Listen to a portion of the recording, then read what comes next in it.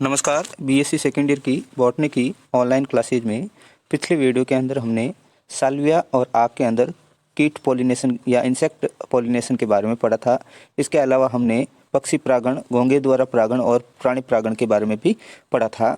आज की इस वीडियो के अंदर हम जो एंजियोस्पर्मिक प्लांट्स होते हैं उनके अंदर पराग स्त्रीकेसर पारस्परिक क्रिया और स्व अनिश्चितता के बारे में पढ़ेंगे, यानी कि pollen pistil interaction and self incompatibility के बारे में स्टडी करेंगे। तो हम शुरुआत करते हैं।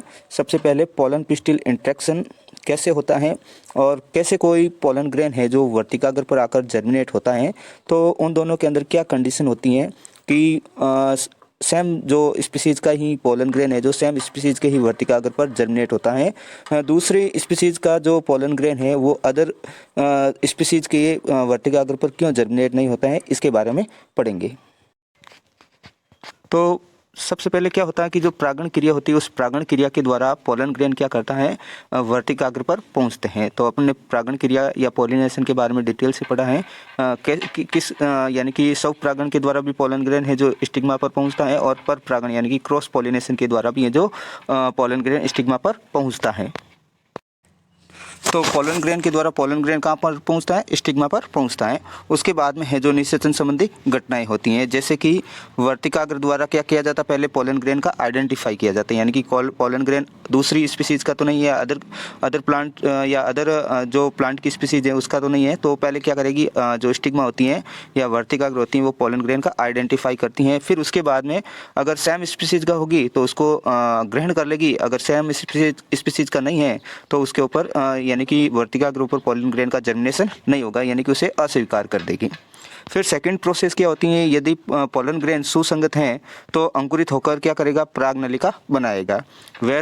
यानी कि जो कॉम्पिटेबल पोलन ग्रेन होगा वो तो क्या करेगा, स्टिग्मा पर जर्मिनेट होकर पोलन ट्यूब का फॉर्मेशन करता है और अनिश्चित से परागकण क्या करते हैं, वर्तिकाग्र पर अंकुरित नहीं होते हैं। तो इस तरह से पोलन ग्रेन स्टिग्मा पर ट्रांसफर होते हैं, फिर उनका आइडेंटिफिकेशन होता है। अगर कॉम्पिटेबल पोलन ग्रेन है तो वो क्या करेगा, जर्मिनेट होकर पोलन ट्यूब बनाएगा और पोलन ट्यूब क्या करेगी, स्टिग्मा को पेनिट्रेट करते हुए यानी कि बेते हुए वर्तिका के अंदर एंटर करती है और वर्तिका से होते हुए ओव्यूल्स या बीजांड के अंदर एंटर करती हैं और बीजांड से हैं जो एम्ब्रियो से के अंदर या भ्रूण कोश के अंदर प्रवेश करती है और वहाँ पर एक नर युग्मक क्या करेगा, एक सेल के साथ फर्टिलाइज होगा और दूसरा नर युग्मक है जो द्वितीय केंद्र के साथ फर्टिलाइज होता है। पोलन पिस्टिल इंटरेक्शन को समझने से पहले अपन को पोलन ग्रेन की वॉल के बारे में समझना पड़ेगा या पोलन जो परागकण की भित्ति है उसके बारे में समझना पड़ेगा। जो पोलन ग्रेन की वॉल होती हैं वो डबल लेयर्ड होती हैं, यानी कि द्विस्तरीय होती हैं। आउटर लेयर होती है उसको बहिश्चोल या यानी कि आउटर लेयर को अपन क्या बोलते हैं, बहिश्चोल या एक्साइन कहते हैं और ये किसकी बनी होती है, स्पोरोपोलेनिन की बनी होती हैं। जबकि इनर जो वॉल होती है उसको इंटाइन कहते हैं और ये पैक्टोसेल्यूलोज की यानी कि पैक्टिन और सेल्यूलोज की बनी होती हैं। एंटाइन made up of polysaccharide and protein, यानी कि एक्सिन है जो एंटाइन है जो किसकी बनी होती है, पॉलीसेकेराइड और प्रोटीन की बनी होती हैं। और जो ये पॉलीसेकेराइड होता है उसका सिंथेसिस है जो डिक्टियोसोम के द्वारा होता है या जालिका काय के द्वारा है जो पॉलीसेकेराइड का निर्माण किया जाता है और ये जालिका काय है वो परागकण के कोशिका द्रव्य की परिधीय परत में उपस्थित होती है। डिक्टियोसोम कहाँ सिचुएटेड होता है, जो पोलन ग्रेन का साइटोप्लाज्म होता है उसके अंदर है जो परिधीय परत के रूप में प्रेजेंट होता है। जबकि जो प्रोटीन का सिंथेसिस होता है वो जो एंडोप्लाज्मिक रेटिकुलम की सतह पर उपस्थित राइबोसोम के द्वारा होता है, यानी कि रफ एंडोप्लाज्मिक रेटिकुलम के द्वारा है जो प्रोटीन का संश्लेषण होता है। अब क्या होता है कि जो बाह्य चोल में उपस्थित प्रोटीन घटकों का संश्लेषण किसके द्वारा होता है, टैपिटम सेल्स के द्वारा होता है। तो एंटाइन के अंदर जो पॉलीसेकेराइड और प्रोटीन का सिंथेसिस होता है वो तो पॉलीसेकेराइड का सिंथेसिस तो डिक्टियोसोम के द्वारा होता है, जबकि प्रोटीन का जो सिंथेसिस होता है वो रफ एंडोप्लाज्मिक रेटिकुलम के द्वारा होता है। जबकि एक्साइन के अंदर जो प्रोटीन घटक होते हैं उनका सिंथेसिस किसके द्वारा होता है, टैपिटम सेल्स के द्वारा होता है।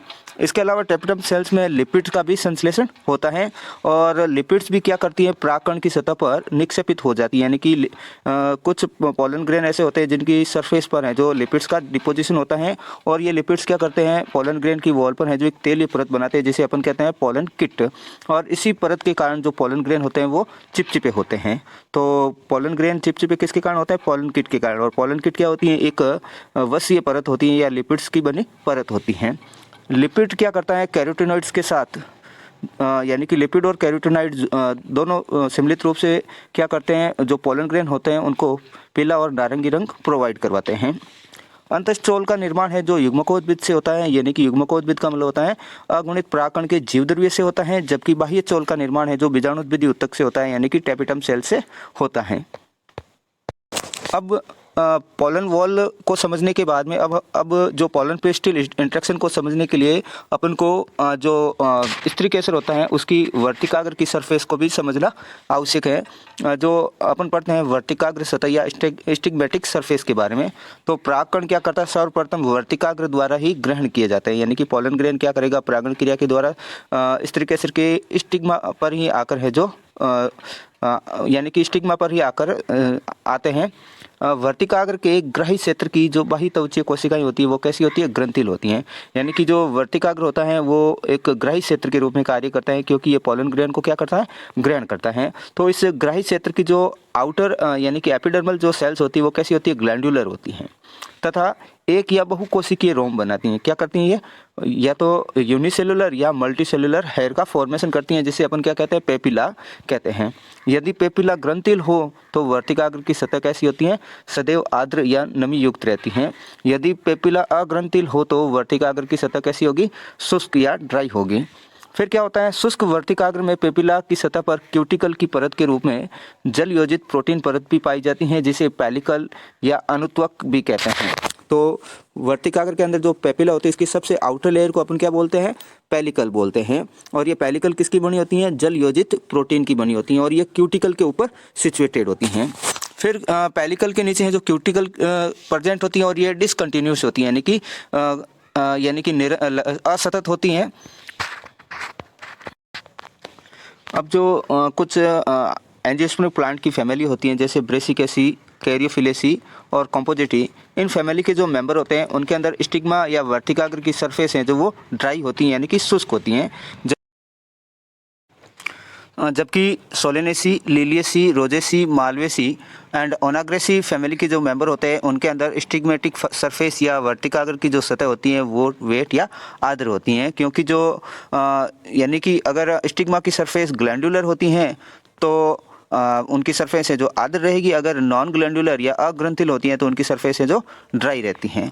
तो जो स्टिग्मेटिक सरफेस होती हैं या जो वर्तिकाग्र की सतह होती हैं उनके ऊपर जो ग्लैंडुलर यानी कि ग्लैंड्स होती है, ग्रंथिल जो सरफेस होती हैं उनके अंदर नीस्त्राव है जो लगातार जमा होता रहता है, और जिसके अंदर उस नीस्त्राव के अंदर शर्करा, फिनोल यौगिक, प्रोटीन और अनेक मुक्त एमिनो अम्ल उपस्थित होते हैं।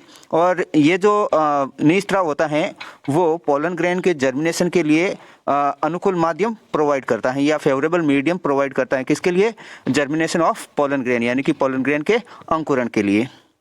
अगर वर्तिका द्वारा परागनली बीजांड तक पहुंचती हैं, किसके थ्रू, यानी कि स्टिग्मा पर आएगी, स्टिग्मा पर पोलन ग्रेन है जो जर्मिनेट होगा, पोलन ट्यूब बनाएगा। अब पोलन ट्यूब क्या करेगा, स्टाइल या वर्तिकाग्र के द्वारा ही जो कहाँ तक पहुँचेगी, बीजांड तक पहुँचती हैं। अब जो वर्तिका होती हैं वो खोखली भी हो सकती हैं और ठोस वर्तिका भी हो सकती हैं। खोखली वर्तिका के अंदर जो उनकी भित्ति होती हैं वो ग्लैंडुलर सेल से बनी होती हैं, और इस ग्लैंडुलर या ग्रंथिल कोशिकाएं हैं जो वो मल्टीन्यूक्लिएट या एंड पॉलीप्लॉइड होती हैं, यानी कि बहुकेंद्रकी और बहुगुणित होती हैं। जबकि जो ठोस वर्तिका होती हैं उसका जो क्रोड भाग होता है या जो उसका केंद्रीय भाग होता है वो पेशनी उत्तक का बना होता है या ट्रांसमेटिक टिश्यूज़ का बना होता है, और इस पेशनी उत्तक की या ट्रांसमेटिक टिश्यूज़ की जो सेल्स होती हैं वो थिन वॉल्ड होती हैं, यानी कि पतली भित्तियुक्त कोशिकाओं की बनी होती हैं। आपके सामने स्क्रीन पर जो डायग्राम दिखाई दे रहा है वो वर्तिकाग्र पेपिला का डायग्राम है। डायग्राम ए है जो स्टाइल और स्टिग्मा का डायग्राम है, और इस स्टिग्मा की सरफेस पर हेयर लाइक स्ट्रक्चर प्रेजेंट होती हैं, और इन हेयर लाइक स्ट्रक्चर का फॉर्मेशन है जो वर्तिकाग्र की जो ग्राही क्षेत्र की बाह्य त्वचीय कोशिकाएं होती हैं वो ग्लैंडुलर होकर यूनिसेलुलर या मल्टीसेलुलर हेयर लाइक स्ट्रक्चर का फॉर्मेशन करती है, जिसे हम स्टिग्मेटिक पेपिला या वर्तिकाग्र की पेपिला कहते हैं। वर्तिकाग्र की जो पेपिला होती हैं वो मल्टीलेयर्ड या बहुस्तरीय होती हैं। तो डायग्राम बी के अंदर एक पेपिला का डायग्राम दे रखा है जो बहुकोशिकीय या एक कोशिकीय संरचना होती है और ये मल्टी लेयर्ड होती हैं। इसकी जो सबसे आउटर लेयर होती है जो डायग्राम सी के अंदर दिखाई दे रही है, इसकी सबसे आउटर लेयर को क्यूटिकल कहते हैं, इसकी सबसे आउटर लेयर को पेलिकल कहा जाता है या इसे अनुत्वक भी कहते हैं। और ये एक जल योजित प्रोटीन की परत होती है। इसके नीचे की तरफ डिसकंटिन्यूस क्यूटिकल प्रेजेंट होती है या असतत क्यूटिकल की लेयर प्रेजेंट होती हैं। फिर क्यूटिकल के नीचे की तरफ पैक्टोसेलुलोज की बनी वाल होती है, यानी कि इंटाइन वाल होती हैं वो बनी होती हैं, और अंदर की तरफ है जो प्लाज्मा मेम्ब्रेन प्रेजेंट रहता है। तो पोलन ग्रेन है जो आकर क्या करता है, पेलिकल पर लैंड होता है या पेलिकल पर आकर गिरता है। तो पेलिकल की जो लेयर होती है, पेलिकल क्या करती हैं, जो पोलन ग्रेन के अंदर जो प्रोटीन होते हैं उनका एब्जॉर्प्शन करती हैं। अब हम पढ़ेंगे कि जो प्लांट्स के अंदर या जो प्लांट के फ्लावर के अंदर जो पोलन ग्रेन और जो स्त्री केसर होता है उनके बीच में इंटरेक्शन कैसे होता है।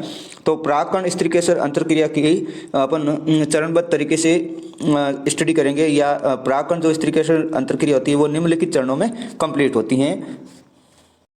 तो इस चरण के अंतर्गत जो सबसे पहले क्या होता है कि जो पोलन ग्रेन होता है या परागकण होता है वो क्या करता है, वर्तिकाग्र की सरफेस पर पहुंचता है या वर्तिकाग्र की सतह पर पहुंचकर जल योजित या हाइड्रेटेड हो जाता है। फिर जो परागकण की बाह्य चोल अंतःचोल होती हैं उनमें उपस्थित प्रोटीन क्या करते हैं, वर्तिकाग्र की सतह पर मुक्त हो जाते हैं और पेलिकल के अंदर समायोजित हो जाते हैं। पेलिकल है जो वर्तिकाग्र की सबसे आउटर लेयर होती हैं। फिर क्या होता है, जो सुसंगत परागकण होता है या कॉम्पेटिबल जो पोलन ग्रेन होता है वो पेपिला की सतह पर जर्मिनेट होकर पोलन ट्यूब का फॉर्मेशन करता है। किसका निर्माण करता है, परागनली का निर्माण करता है। फिर इसके बाद में परागनली क्या करती है, जब परागनली जर्मिनेट होती हैं तो ये यानी कि ये क्या करती है, पेलिकल से होते हुए किसके ऊपर प्रेशर डालती है, क्यूटिकल के ऊपर प्रेशर डालती है। जो क्यूटिकल का अपरदन या इरोजन हो जाता है या क्यूटिकल टूट जाती हैं। तो परागनली क्या करती हैं, वर्तिकाग्र को या स्टिग्मा को भेद कर किसके अंदर एंटर करती हैं, वर्तिका के अंदर एंटर करती हैं। अब वर्तिका है जो प्लांट्स के अंदर खोखली भी हो सकती हैं और ठोस भी हो सकती हैं। यदि खोखली वर्तिका है तो परागनली की वृद्धि है जो वर्तिका नाल में होती हैं, जबकि यदि ठोस वर्तिका है तो परागनली है जो ठोस वर्तिका के अंदर उपस्थित अंतरकोशिक अवकाशों के बीच में वृद्धि करती हैं या इंटरसेल्युलर स्पेस के बीच में जो ये वृद्धि दर्शाती हैं। अब जो पोलन ट्यूब होती हैं वो वर्तिका के अंदर वृद्धि करती हैं। इस दौरान पोलन ट्यूब को पोषण है जो स्त्री केसर से ही प्राप्त होता है। तो वर्तिका में वृद्धि के दौरान परागनली का अपना पोषण किससे प्राप्त करती हैं, स्त्री केसर या पिस्टिल से ही प्राप्त करती हैं। इसके अलावा जो एग्लिम मार्मोलिस, फ्रिटिलेरिया, लीलियम आदि प्लांट्स के अंदर जो परागनली की वृद्धि होती हैं वो वृद्धि क्या करती हैं, वृद्धि के लिए जो पोषण होता है वो वर्तिका नाल में उपस्थित स्टार्च के जल अपघटन से भी प्राप्त होता है। तो जनरली जो पोलन ट्यूब जो ग्रोथ करने वाली पोलन ट्यूब होती हैं उसको वर्तिका के अंदर स्त्री केसर से न्यूट्रिशन या पोषण प्राप्त होता है, लेकिन कुछ प्लांट्स है जैसे एग्लिम मार्मोलिस, फ्रिटिलेरिया, लीलियम इनके अंदर जो वर्तिका के अंदर पोलन ट्यूब ग्रोथ करती हैं तो उसको पोषण है जो वर्तिका नाल में उपस्थित स्टार्च के जल अपघटन से प्राप्त होता है। अब क्या होता है कि परागण के बाद वर्तिकाग्र पर अनेक परागकण अंकुरित होते हैं। बहुत सारे पोलन ग्रेन है जो वर्तिकाग्र पर की सरफेस पर आकर गिरते हैं और अनेक पोलन ग्रेन है जो जर्मिनेट होते हैं तथा वर्तिका में अनेक परागनलिकाएं भी वृद्धि करती हैं, परंतु उनमें से केवल एक परागनलिका ही भ्रूणकोश या एम्ब्रियो के अंदर एंटर करती हैं और शेष जो परागनलिकाएं या पोलन ट्यूब होती है वो नष्ट हो जाती हैं। भ्रूणकोश में परागनली का प्रवेश एक शाही कोशिका के द्वारा होता है। किसके द्वारा होता है, एक सिनर्जिएट सेल्स के द्वारा होता है। फिर शाही कोशिका में प्रवेश करते ही परागनली का शीर्ष भाग है वो फट जाता है, क्योंकि एम्ब्रियो के अंदर ऑक्सीजन की कमी होती है और इस ऑक्सीजन की कमी के कारण ही जो पोलन ट्यूब होती हैं वो एम्ब्रियो के अंदर एंटर करते ही इसका शीर्ष भाग फट जाता है और शीर्ष भाग फटते ही जो पोलन ट्यूब के अंदर दो मेल गैमेट होते हैं वो भ्रूणकोश में मुक्त हो जाते हैं। एक नर युग्मक तो क्या करेगा, अंड कोशिका के साथ फर्टिलाइज होकर युग्मनज का निर्माण करेगा और युग्मनज से तो द्विगुणित भ्रूण का फॉर्मेशन होता है। दूसरा नर युग्मक क्या करता है, द्वितीय केंद्रक जो द्विगुणित होता है उसके साथ फर्टिलाइज होकर प्राथमिक भ्रूणपोष केंद्रक का निर्माण करता है। अब परागण के दौरान स्त्री केसर में अनेक शरीर क्रियात्मक यानी कि फिजियोलॉजिकल और बायोकेमिकल चेंजेस होते हैं, जैसे श्वसन रेट या रेस्पायरी रेट है जो बढ़ जाती हैं, एंजाइमों की सक्रियता में वृद्धि हो जाती है। इसके अलावा आरएनए और प्रोटीन संश्लेषण की प्रक्रियाओं में भी बदलाव होने लगता है। यदि सुसंगत या अनिश्चित परागकण के संकेत बीजांड में परागनलिका के पहुंचने से पहले ही वहां पहुंच जाते हैं। कहने का मतलब है कि अगर कोई पोलन ग्रेन वर्तिकाग्र पर आकर गिरता है तो वो जर्मिनेट होगा या नहीं होगा, उसके जो इंडिकेशन या संकेत है वो बीजांड में जो परागनलिका पहुंचने से पहले ही उसको पहुंच जाते हैं। जैसे अनिश्चित परागण की दिशा में परागनलिका के बीजांड में पहुंचने से पहले ही भ्रूणकोश की एक सहायक कोशिका या सिनर्जिड सेल्स क्या करेगी, नष्ट हो जाएगी। वर्तिका में परागनलिकाओं की वृद्धि भ्रूणकोश के द्वारा नियंत्रित होती है। तो पोलन ट्यूब की ग्रोथ का जो कंट्रोल है वो किसके द्वारा होता है, एम्ब्रियो सेक के द्वारा होता है। अब वापस जो पोलन पिस्टिल इंटरेक्शन है उसको एक फ्लो चार्ट के द्वारा समझ लेते हैं। सबसे पहले क्या करेगा, pollen grain lands on the stigmatic surface, यानी कि पोलन ग्रेन क्या करेगा, स्टिग्मा या वर्तिकाग्र की सरफेस पर लैंड करेगा। फिर बाद में क्या होगा कि स्टिग्मा की सरफेस पर पोलन वाल का हाइड्रेशन हो जाता है, यानी कि पोलन वाल है जो जल योजित हो जाती हैं। उसके बाद में क्या होता है, स्टिग्मा की सरफेस पर है जो पोलन ग्रेन जर्मिनेट होता है या पोलन ग्रेन है जो अंकुरित होता है। और फिर penetration of stigma by pollen tube, यानी कि पोलन ट्यूब के द्वारा स्टिग्मा यानी कि पोलन ट्यूब क्या करती हैं, स्टिग्मा के अंदर स्टिग्मा के थ्रू है जो प्रेस करती हैं। फिर क्या होता है, growth of pollen tube in the style, यानी कि वर्तिका के अंदर पोलन ट्यूब की वृद्धि होती है। और फिर इसके बाद में ये क्या करती हैं, पोलन ट्यूब है जो एम्ब्रियो सेक के अंदर प्रवेश करती हैं।